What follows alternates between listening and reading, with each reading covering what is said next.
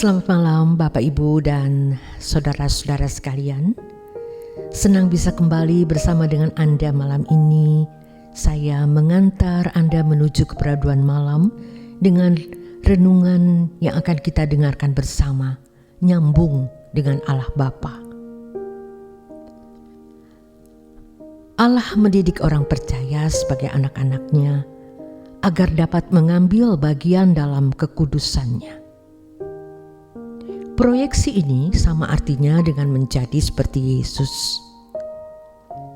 Kalau kita menjadi seperti Yesus, kita baru bisa nyambung dengan Allah Bapa, bersekutu secara benar sesuai dengan standar yang Allah kehendaki. Kalau tidak, kita pun tidak akan nyambung.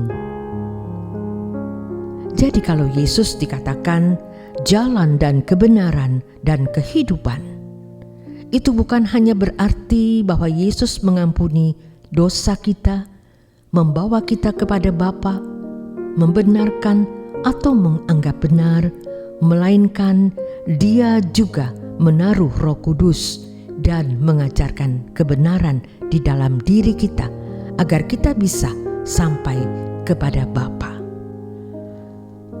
Roh Kudus inilah yang menggarap kita supaya menjadi anak-anak Allah atau keberadaannya sebagai anak-anak Allah agar bisa nyambung dengan Bapa atau bisa memiliki frekuensi yang sama dengan Bapa.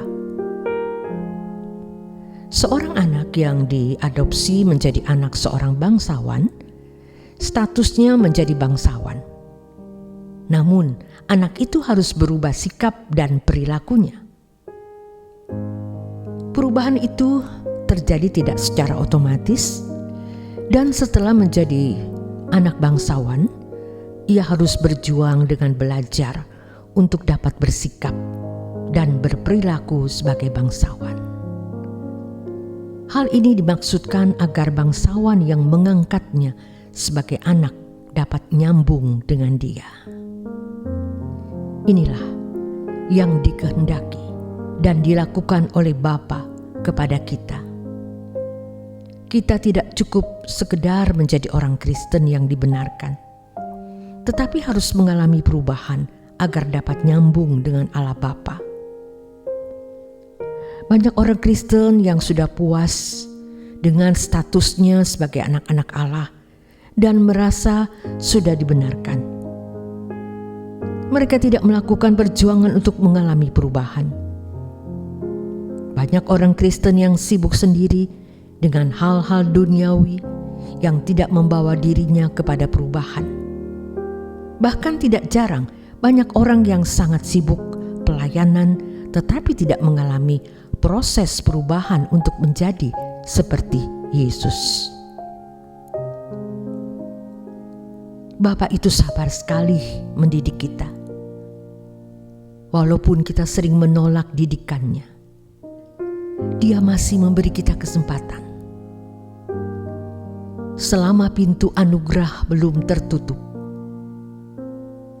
Dan banyak orang tidak takut akan Allah karena tidak menghayati ada pemerintahan Allah yang tidak kelihatan ini. Mereka terus-menerus menolak didikan Bapa. Kalaupun tidak melakukan kesalahan, itu bukan karena takut dan hormat kepada Allah. Orang percaya seharusnya tidak berbuat dosa bukan karena takut sesamanya atau alasan lain, tetapi karena harus hidup dalam pemerintahan Allah yang Maha Kudus. Banyak orang lebih takut kepada manusia daripada takut kepada Allah. Kalau seseorang menghayati bahwa ada tuan rumah atau penguasa atas dunia ini yaitu Allah, dan ia takut, seharusnya hormat dan takut akan Allah. Dampak atau impaknya pasti luar biasa. Orang itu akan memahami apa arti hidup tidak bercacat dan tidak bercela itu. Masalah hari ini dalam kehidupan jemaat gereja adalah bahwa banyak orang Kristen sering tidak konsisten. Waktu berdoa di gereja, mereka begitu yakin akan kehadiran Allah. Mereka yakin akan adanya pemerintahan Allah yang harus dihormati.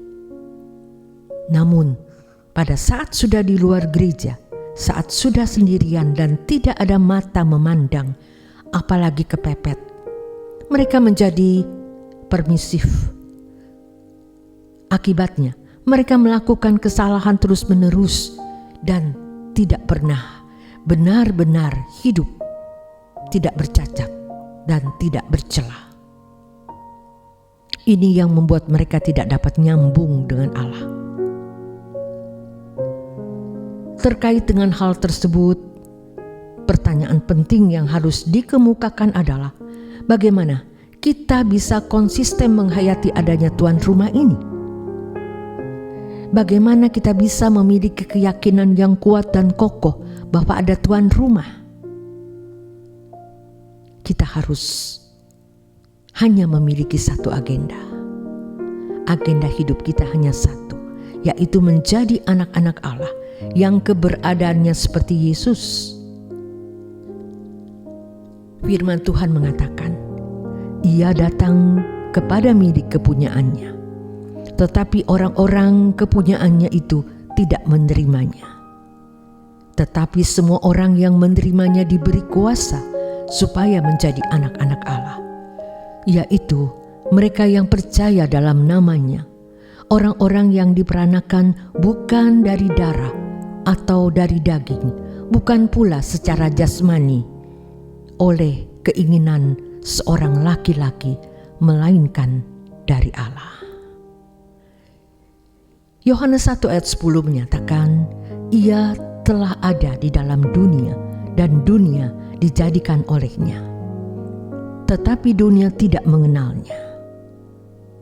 Tuhan Yesus adalah utusan yang mempunyai kuasa dan yang memerintahkannya adalah Allah Bapa. Bapa memberikannya kepada anaknya.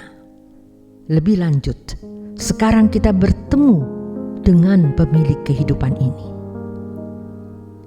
Pada masa Perjanjian Lama, ketika Yesus belum datang, bangsa Israel walaupun umat pilihan masih memiliki diri mereka sendiri. Hidup mereka hanya berfokus pada pemenuhan kebutuhan. Pada zaman Perjanjian Baru, umat pilihan harus sudah tidak lagi memikirkan hal-hal pemenuhan kebutuhan jasmani.